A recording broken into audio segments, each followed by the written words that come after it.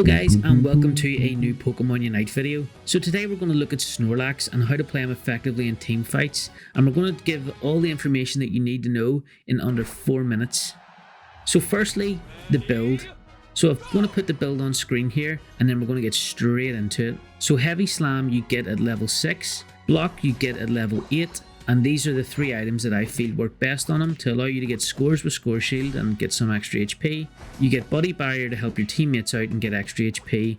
And then you have Focus Band, which just lets you survive them tough situations and gives you extra boosts to your defensive stats. So that's the 3 items I like to run on him. But let's just get straight into how to play him. Let's go. So the first thing we're going to talk about is how Snorlax is really good defensively and how he can peel for your teammates really well using his Heavy Slam and Block abilities. So Heavy Slam is a knock-up. Like you see, it stuns the opponents and knocks them into the air, making them unable to do anything for a few moments. Often while they're stunned, you can get in a good position to block and then push them back away from your teammates and allow for a successful peel and your teammates to get away and survive. So Heavy Slam is also a great move for stealing objectives like Rotom, Dreadnought and Zapdos. You will see here that I try and steal the Rotom, however Greninja goes in a wee bit early and disrupts the timing and we miss out on it. So earlier I did mention using Snorlax abilities defensively, and you're probably thinking, well, is that not how they're meant to be used? Well, yes it is, but another great way to use Snorlax's abilities is offensively, and you'll see here in this clip, depending on where you position your Heavy Slam, if it's in front of the enemy, you can use Block to push them back, but like this clip, you'll see that I dive in behind them and push the enemies into my team, not allowing them to escape and ensuring that we win the team fight by downing their Eldegoss and Charizard.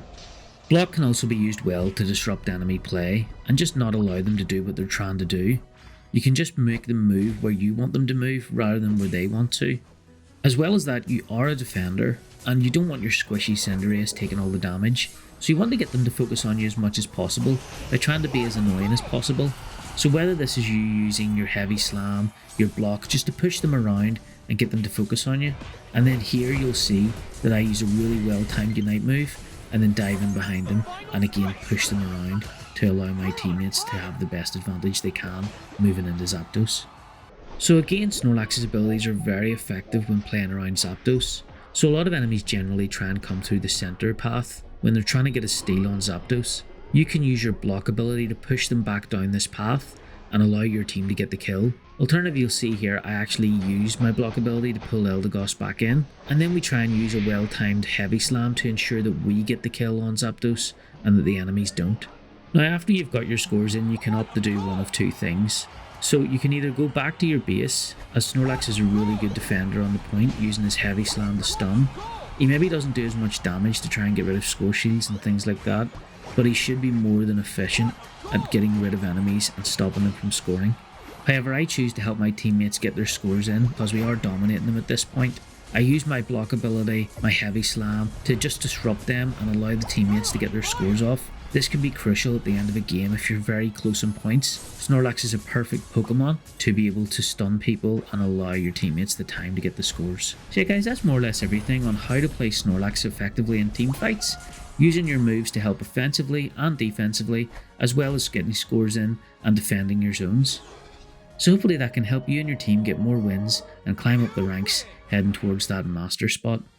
So I hope you enjoyed the video guys, and if you did, then feel free to leave a like, it would really help me out. And if you want to see more content like this, then feel free to subscribe, I do post daily. And until next time, Fergie out.